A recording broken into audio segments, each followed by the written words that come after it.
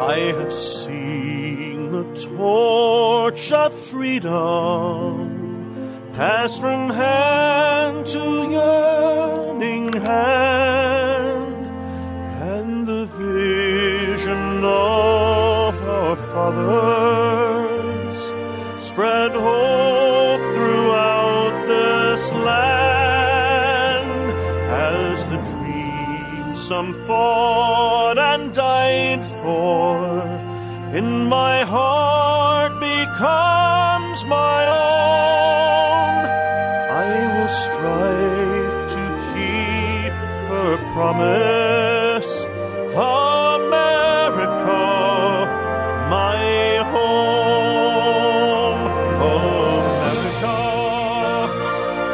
America, may God bless America, and freedom reign across America, my home. From the shorelines to the prairies, to the cities great and small, we have reaped the fruits of justice and liberty for all.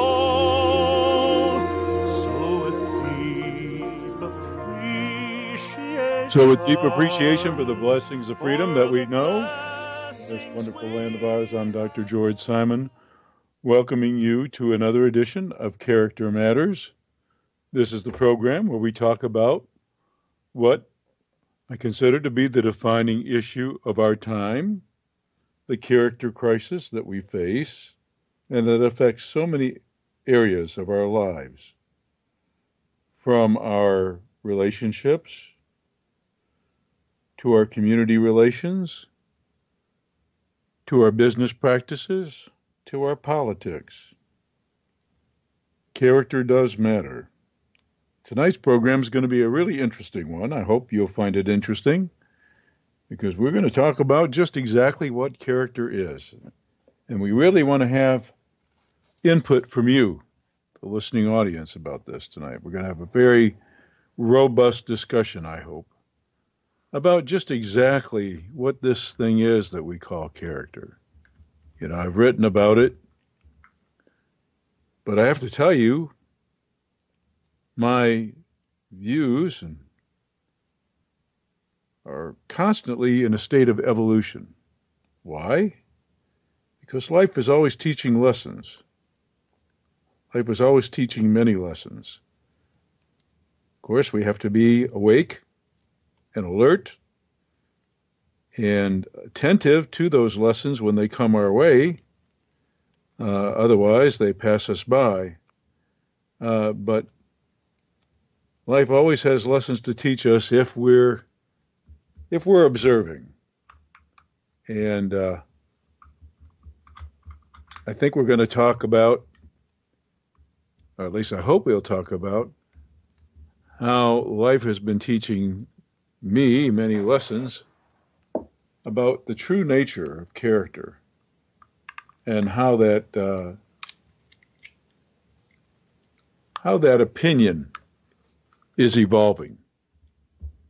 So if you want to join the conversation, the numbers to call are 718-717-8296. That's 718-717-8296. And if you have any trouble whatsoever with that number, then the other number to call is 501-258-8326. That's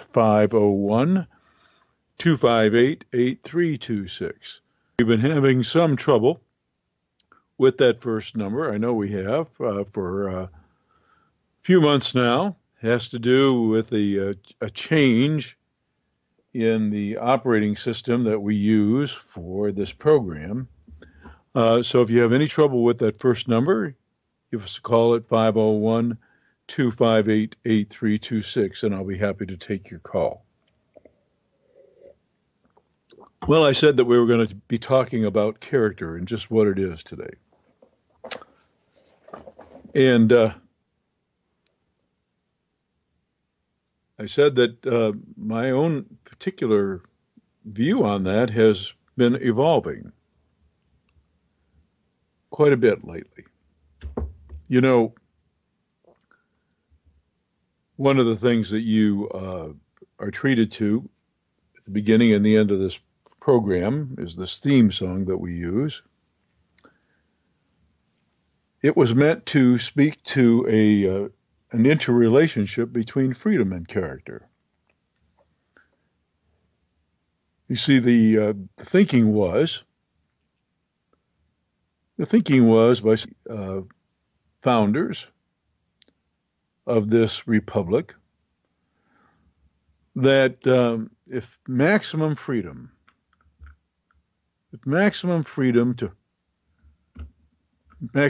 from unnecessary government intrusion, unnecessary regulation, if maximum freedom was afforded individuals of good character, individuals who already had a solid moral compass, individuals who had a reverence and a fear of a higher power, and sought to conform their lives to some noble set of principles. You give those kinds of folks maximum freedom, and two things will happen.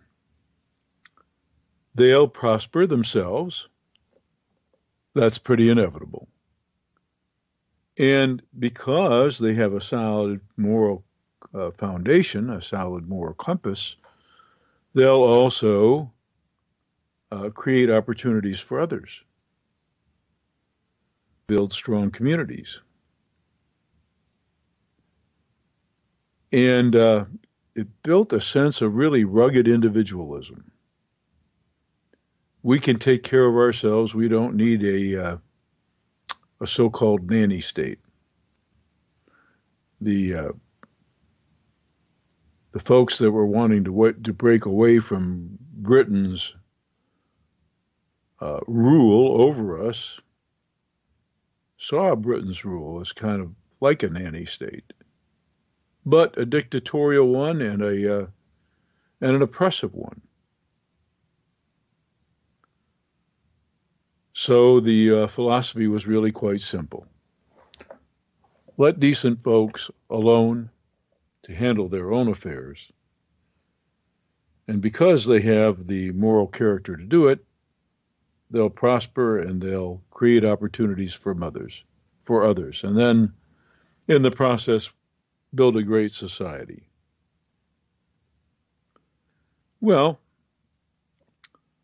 there have been times of real greatness, true greatness in our country. But there have been times that have been not so great. Times that we haven't lived up to the ideals that we preached. And times in our determination to build for ourselves, we were not mindful of our impact on others.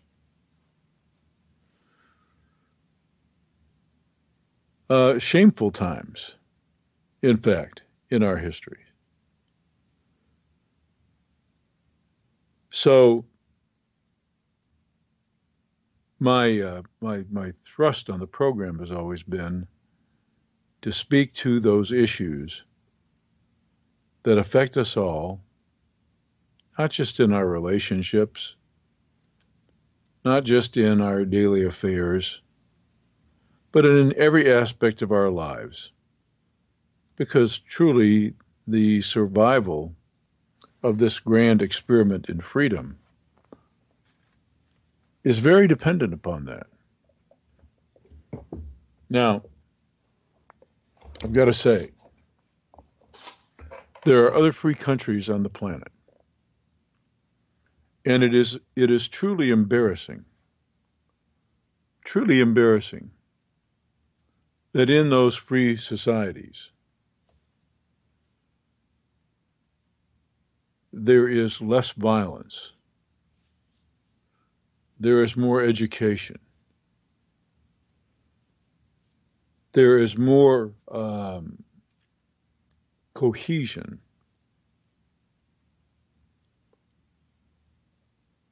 Now, I'm not here as one of those folks that says it's better every place else but here.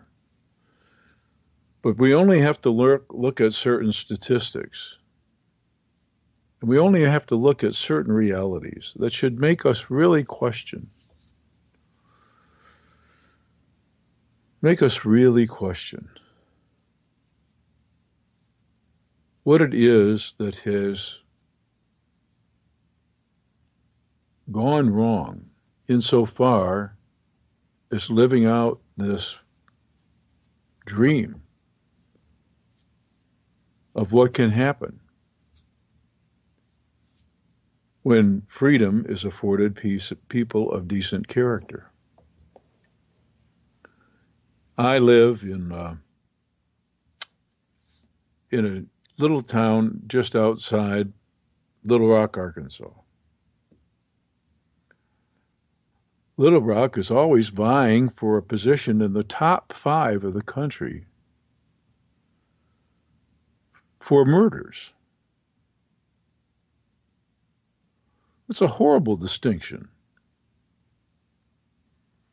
We're not that big a community, but per capita, boy, we sure know how to be violent.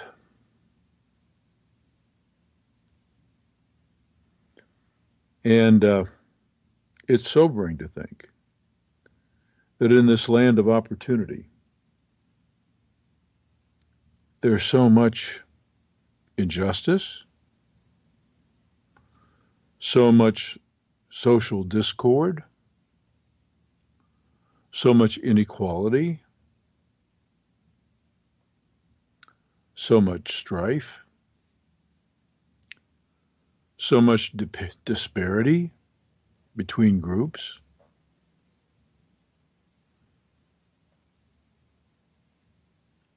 It's pretty frightening to think about it. And it's sad, too. So, as you know, in addition to my other work,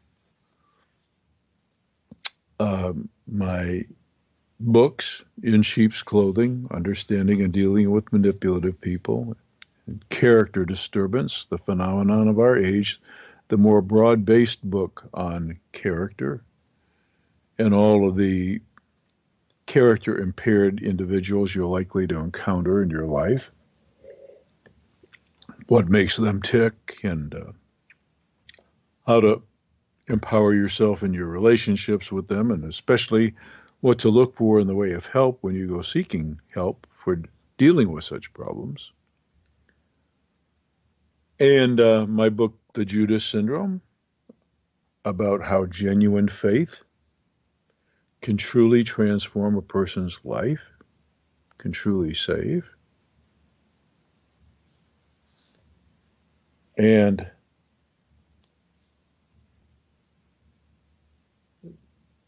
my book with Dr. Kathy Armistead, How Did We End Up Here? The Toxic Relationship Survivor's Guide, the handbook for those trying to navigate their way through a character-disordered world, wondering how what happened to them may have happened and how we got here as a society and what we need to do to turn things around and what we need to do to make sure that bad things don't happen in the future to us as we try and establish relationships in our lives. So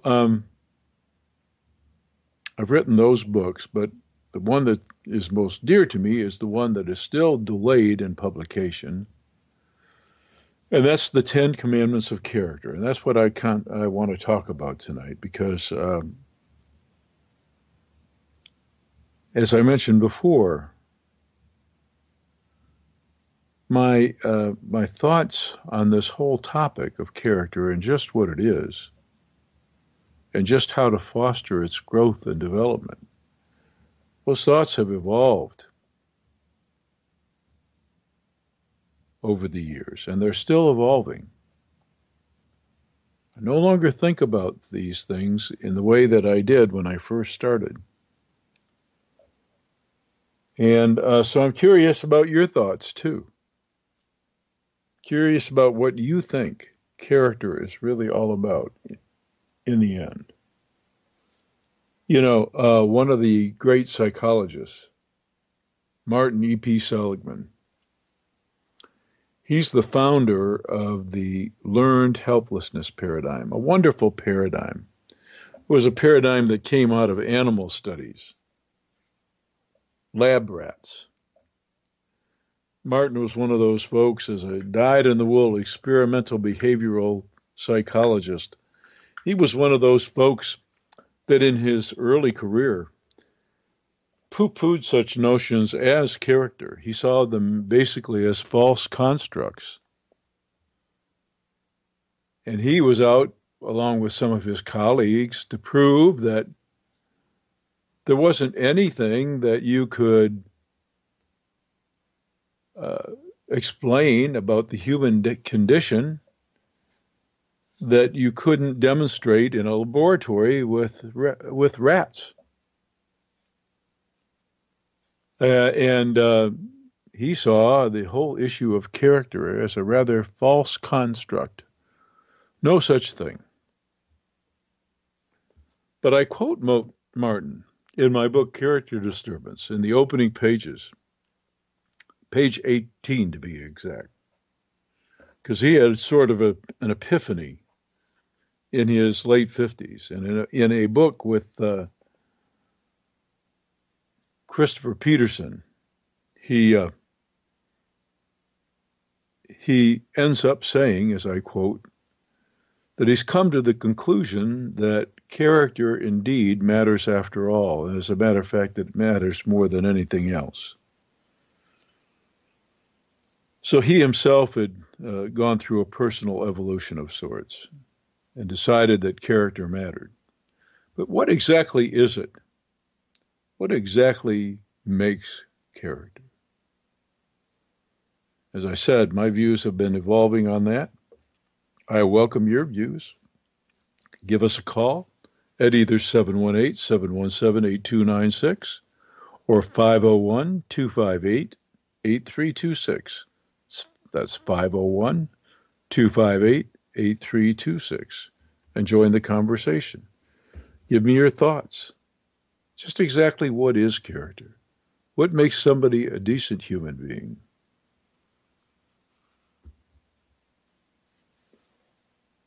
Well, let me tell you how my thoughts on this are beginning to evolve. And I'm going to pick a couple of the commandments from the upcoming book. You know, I preview these commandments in my book, Character Disturbance. But my co-author, Dr. Kathy Armistead, who was my co-author on How Did We End Up Here? She told me several months ago that the treatment I gave in Character Disturbance on the 10 Commandments of Character was just not enough. And that if I didn't write a whole book on the topic, that she was going to do it for me.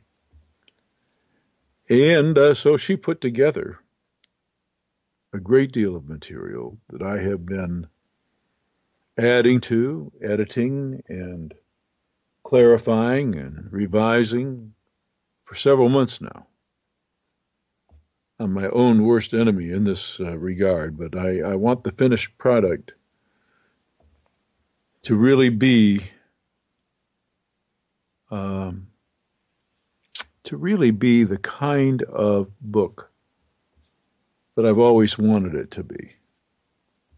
A real exhortation to what I consider to be the most important thing in any relationship. And that's character. That's character. But what is it exactly? Well, let's take a few of the commandments. Let's take a few of what I call the 10 Commandments of character and talk about them a little bit. And I'll talk a little bit about how my thoughts on these things have been evolving too. The first commandment has to do with our innate egocentricity, the egocentricity that we're all born with and have to outgrow. You know, we all start out in life as infants pretty much thinking that the world revolves around us. And not only that, that everything in the world is really just an extension of ourselves.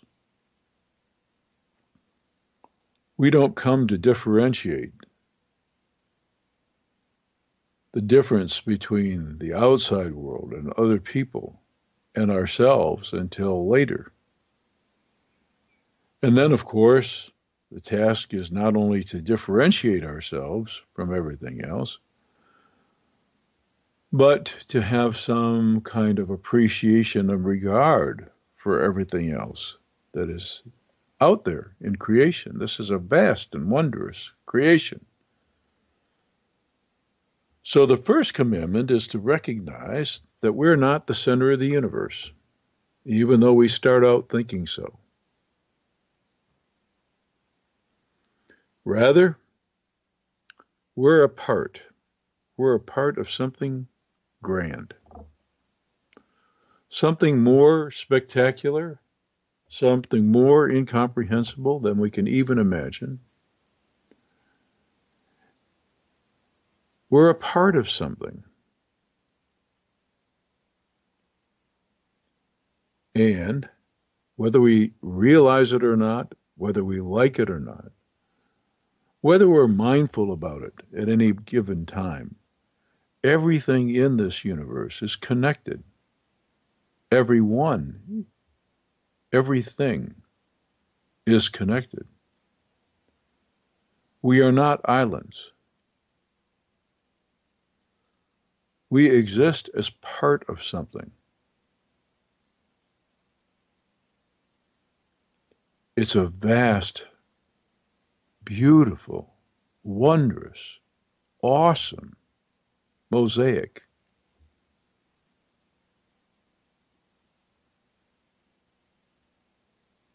And we're a part of it.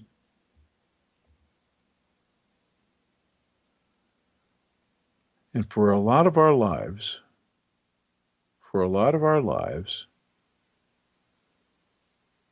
it's all about us and what it takes for us to survive and prosper. What do I have to do to be safe, secure, to have this, to have that, to put a roof over my head, to take care of myself? For much of our lives, it's all about that. But it cannot stay all about that. At some point, it's incumbent upon us to grow up and to become aware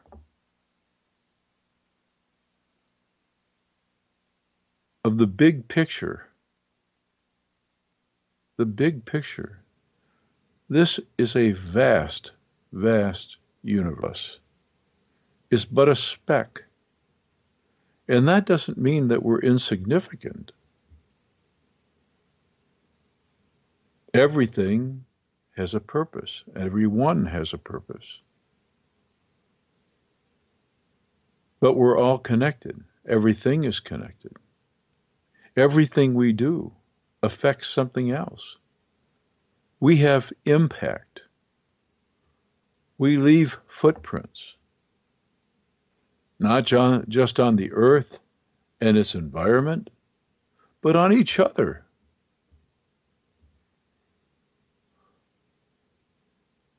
We leave impressions.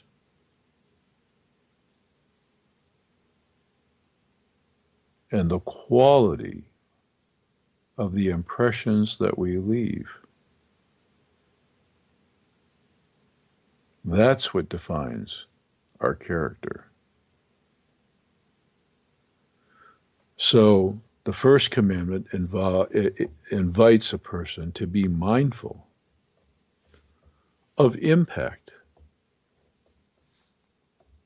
to be about how our thoughts, our urges, our daily deeds, our words, our acts impact everything and everyone else in existence.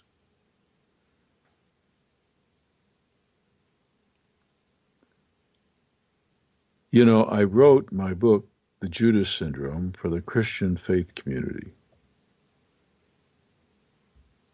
And if there are any of you in the audience of that persuasion, let me speak to you just a little bit about that. It's one thing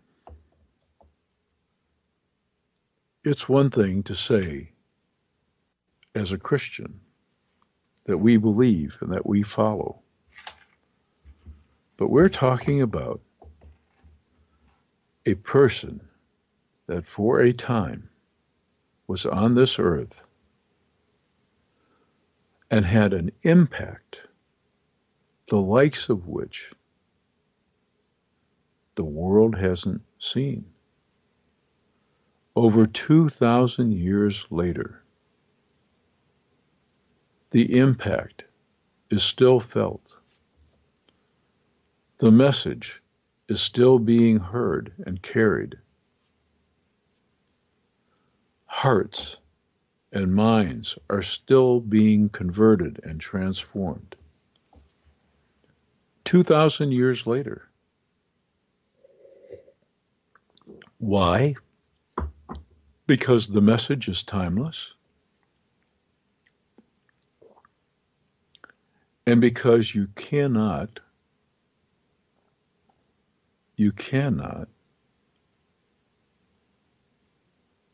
duplicate,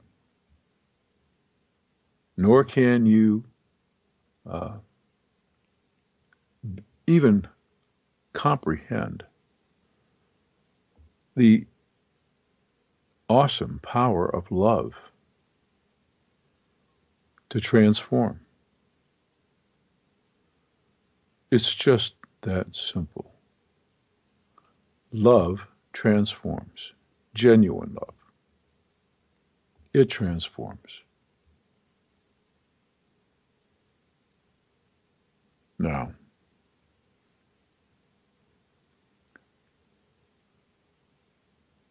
ultimately, what I'm saying, and this ultimately reflects the evolution that I've been having in my thoughts about character.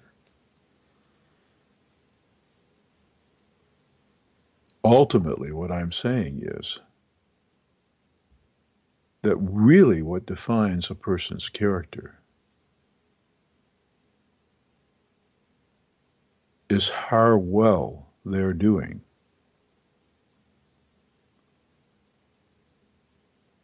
at loving. At loving.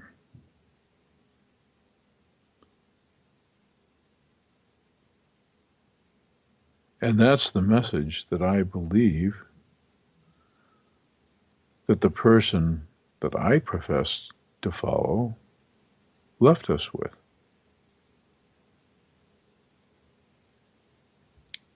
Didn't leave us with a couple of suggestions for consideration and possible endorsement.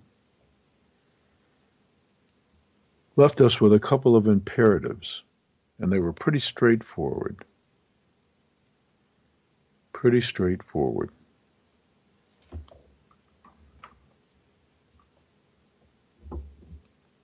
Love.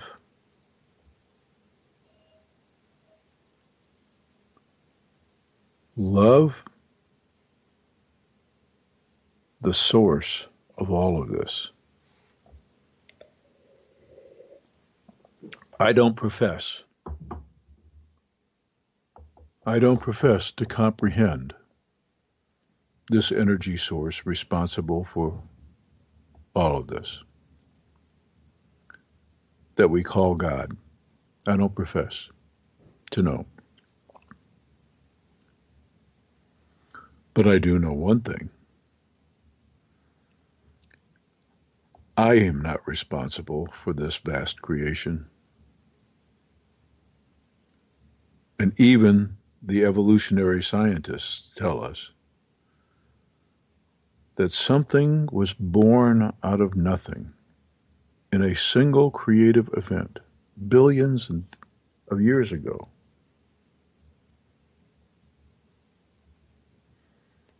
That is still unfolding. That is still unfolding. Creation, an ongoing process.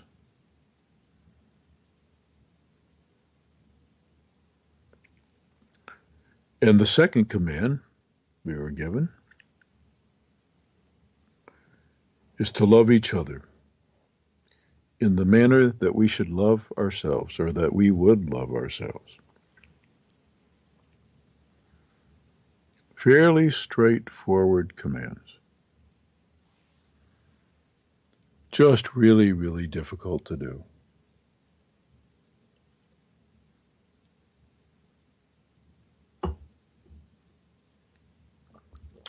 Just really, really difficult to do.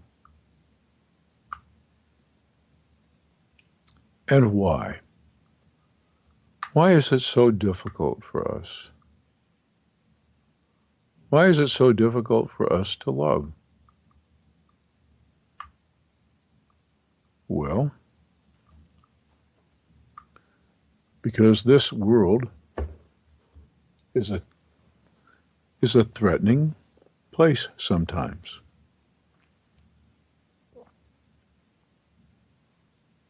We endure slings and arrows.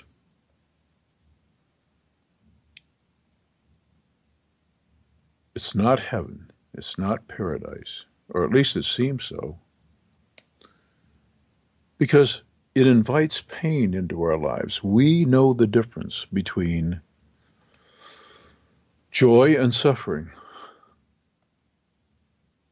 Things that bring us pleasure and things that hurt us. We know the difference all too well. And those things that bring us pleasure, we have a tendency to want to label good. And those things that hurt us, bring us pain, we have a tendency to want to label bad.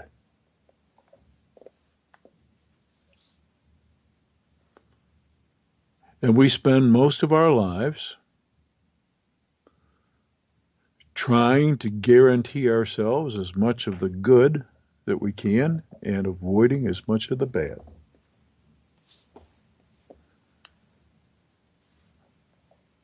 But we have to get beyond that.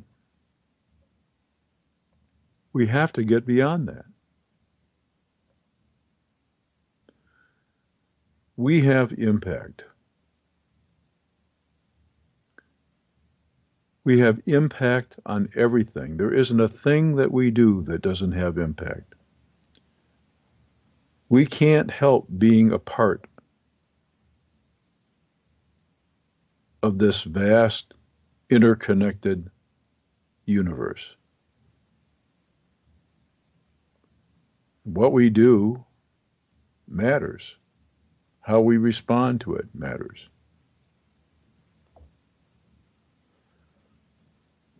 So that's really what defines our character. It's not just about doing all the right things. It's how we respond when the opportunity presents itself. And not just when things are going right, but when things are going wrong, too. Or at least in our opinion, they're going wrong. We're called upon to give the loving response all the time. How many of us can say that? That our response to anything that comes our way is the loving response. How many of us can say that? It's not very human, is it? It's counterintuitive. It doesn't make any sense whatsoever. But for those of us who practice the Christian faith, or say we do, we supposedly believe that that's what has all the impact. 2,000 years later, we are still dealing with the impact that one person had in all that love that he displayed. It has the power to transform. We have the power to transform the earth. We have a power to remake it into a kinder, more peaceful, more just place. And it starts with us. It starts with the transformation of our own hearts so that we give the kind of response that we're called to give when the opportunity arises. And that's really what defines a person's character.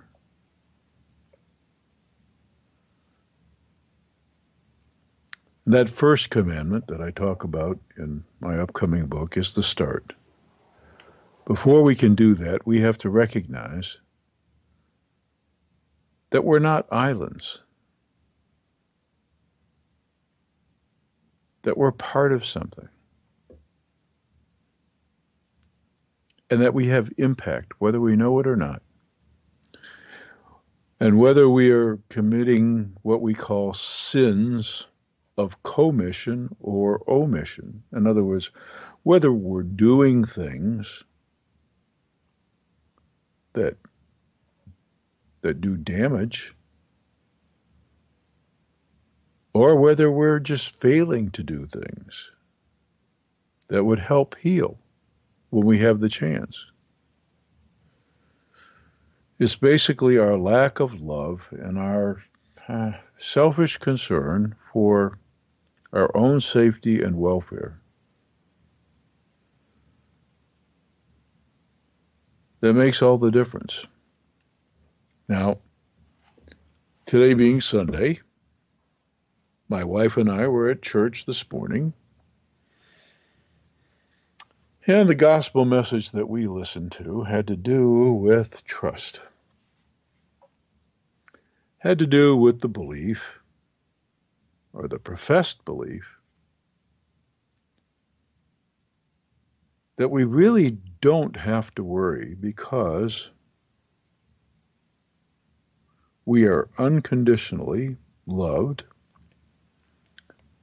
and that every single hair on our head is numbered and valued.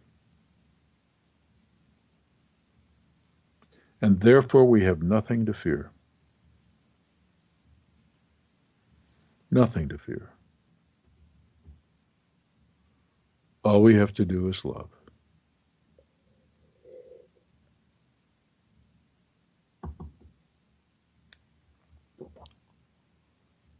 All we have to do is love.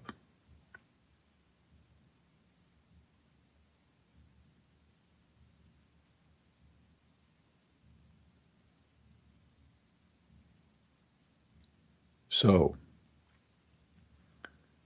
it all starts with recognizing that we're part of something and that we have impact, whether we like it or not. We're going to have impact one way or the other. Every time we throw something that's not biodegradable on the side of the road, we have impact.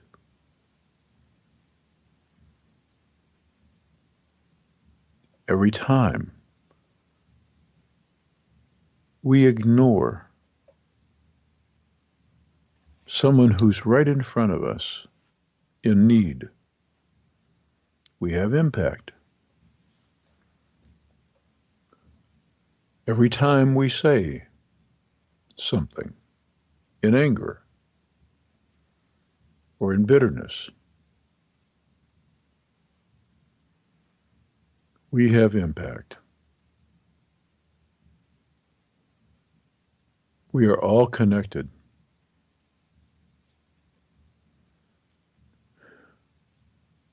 And when we're living in love, we're mindful of that fact. We stay aware. We stay aware.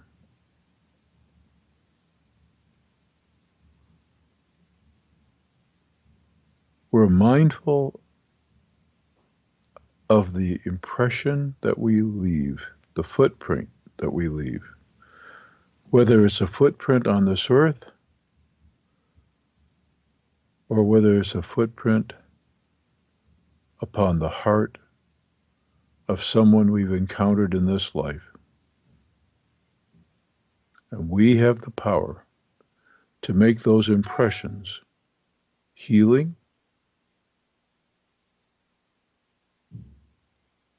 and life fostering.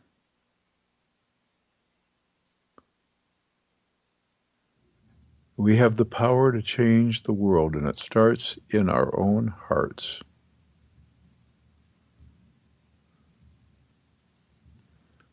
Character does matter, but it's more than just being upstanding.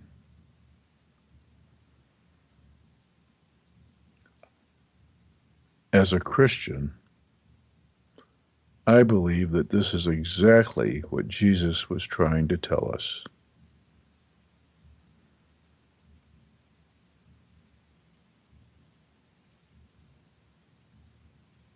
A very devout Jew himself, he said it has to go beyond just observing all those major tenets that are designed to turn us into decent people. What really matters is what's going on in the heart and how much love is there. Because if we're living in and acting in love all the time, we are going to have the kind of impact that changes the face of everything. It heals.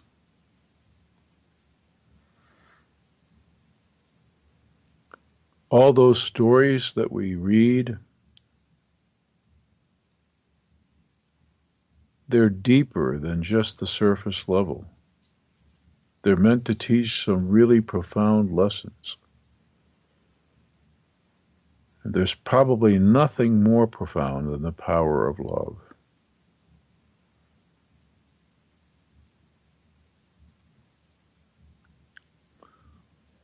I'll speak to another commandment. I mentioned the first is about the awareness that we need to have of our interconnectedness to everyone and everything, and in the impact that we have. And so we need to be mindful of that impact. We need to act in every day in that mindfulness, being aware, staying awake, being aware that every single thing we do has a consequence and has an impact. And we want that impact to be positive. So that's the first commandment. Second has to do with gratitude. And what gratitude really begets. It starts with the admonition that we're not entitled to anything. And we're not. There's not one thing, when you trace it back, that you can actually claim an entitlement for. Oh, I can hear the criticism right now. Well, I worked hard. I earned what I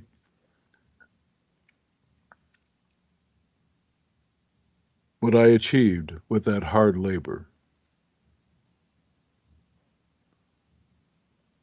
Yeah, maybe so. But your very life your health,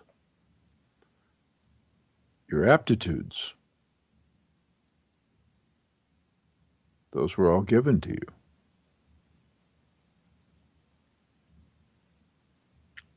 And none of it would have been possible without those things.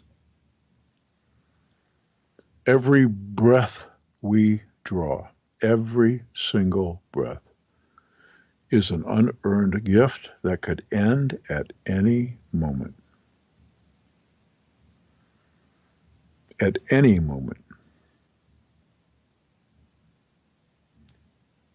It should fill us with awe.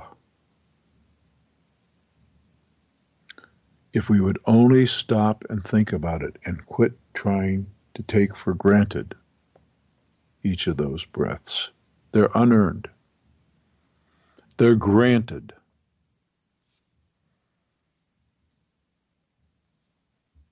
And in gratitude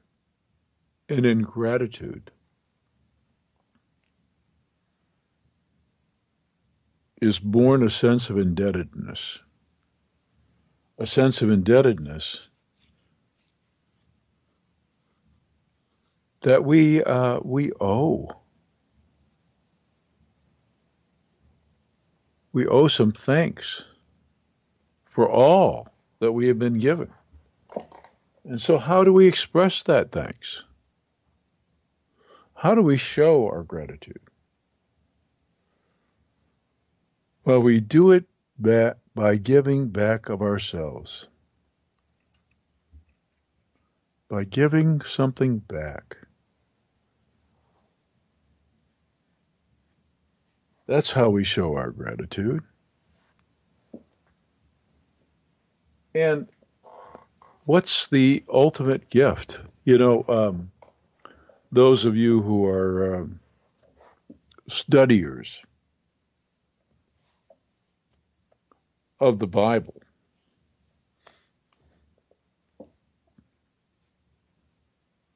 will notice how often in what we call the Old Testament, folks are always searching for that gift, that offering that will be pleasing and acceptable. What is it?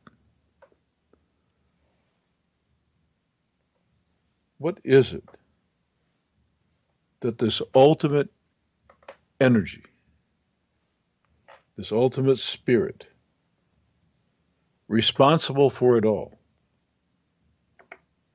what is it that this Lord of life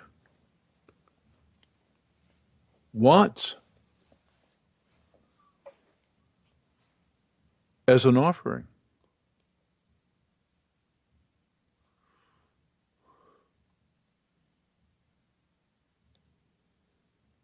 It's us and our hearts, a clean heart, pure heart, full of nothing but love, gratitude.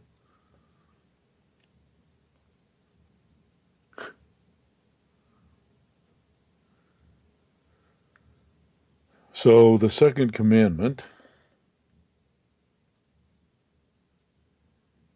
is to be grateful and to let that gratitude engender a sense of indebtedness, and let that sense of indebtedness lead to a true desire to give back, to pay thanks and homage at the same time, to give the only gift that really means anything, and that is ourselves. Giving ourselves in service of a greater cause.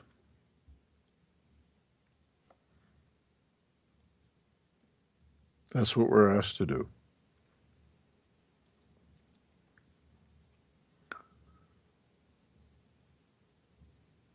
I'm going to jump ahead and speak to the last one. Because for me, That's the one that sums it all up. It really sums up what it is, in my opinion, to be a person of real character. And that has to do with sincerity of heart and purpose, humble sincerity of heart and purpose, genuineness, authenticity, no pretense.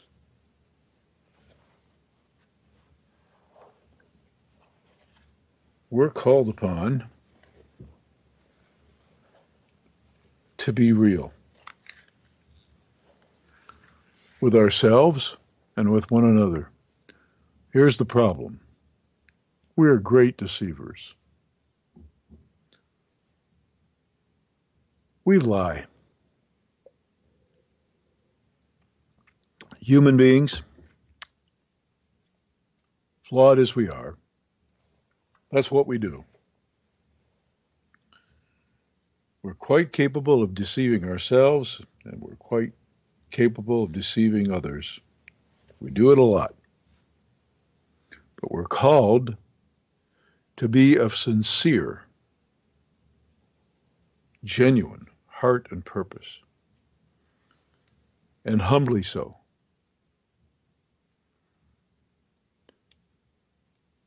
To be authentic, to be real. And for most of us, getting to that place in life where we can be real with ourselves and real with others, for most of us, that's a lifetime in the making. That's a lifetime in the making.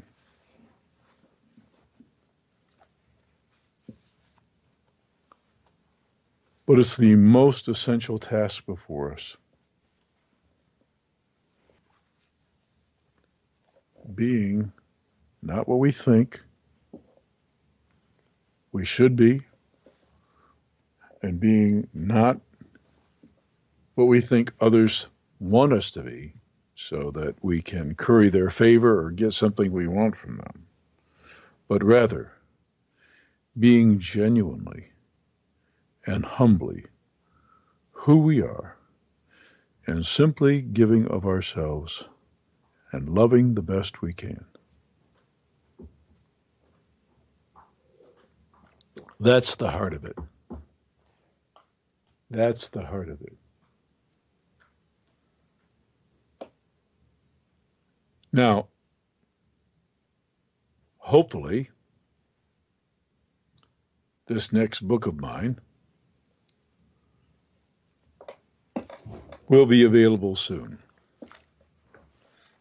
Over the next few weeks, I'm really going to give it some solid attention so it can get finished. But it's really important to me that it be what I hope it will be. It's my last chance to humbly offer something, give something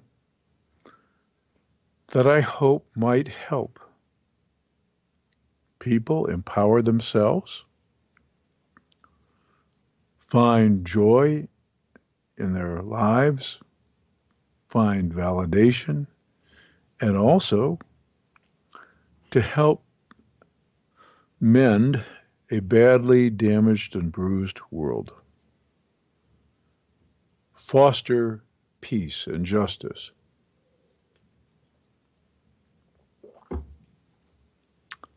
It's going to be my last such gift.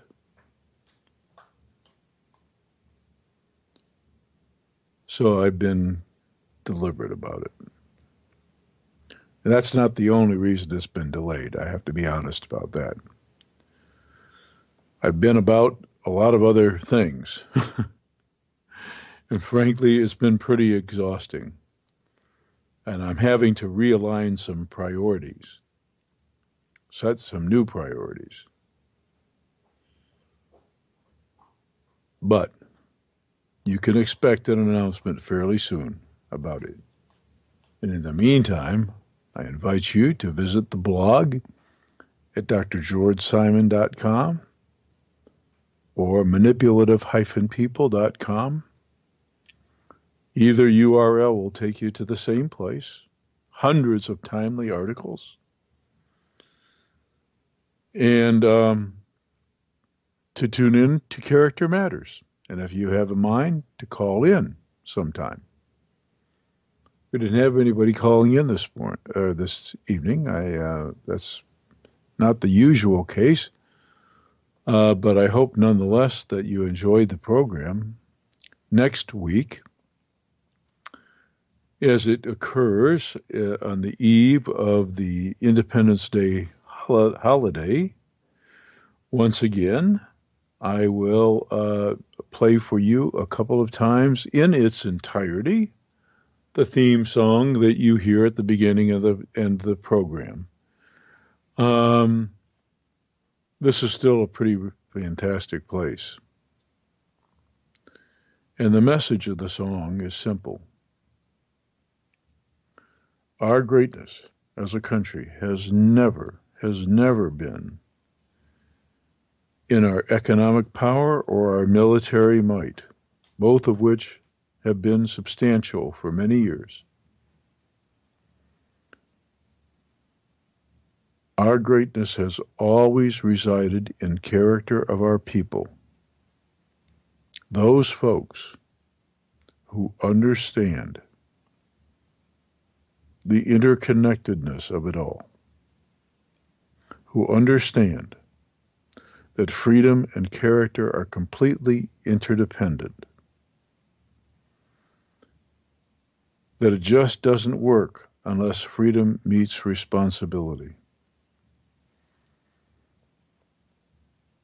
That's where our greatness has always been. With people who honor the best ideals that we have and live them out in their daily lives, quietly, humbly, and with love in their hearts. That's what's always made us great. And so I'll be playing the song in its entirety a couple of different times throughout the program. And thank you to those who have requested to perform it at outdoor and indoor venues of various types, at patriotic events celebrating Independence Day. I really appreciate that you have joined the chorus of folks carrying the message. And I hope to get some more requests in the coming weeks. And I also hope that you'll tune in again next week for another edition of this evolving program on character. It really does matter. It matters more than anything else. From our relationships, to our communities, to our politics, to our business affairs, to everything that affects us, environmentally, socially, justice-wise, character does matter. I'm Dr. George Simon. Thanks for tuning in. I hope you'll be with us again next week for another edition of the program. And I hope you have a safe and wonderful rest of the weekend.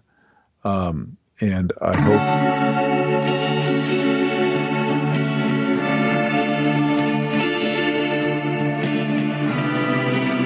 The Anti-Media Radio.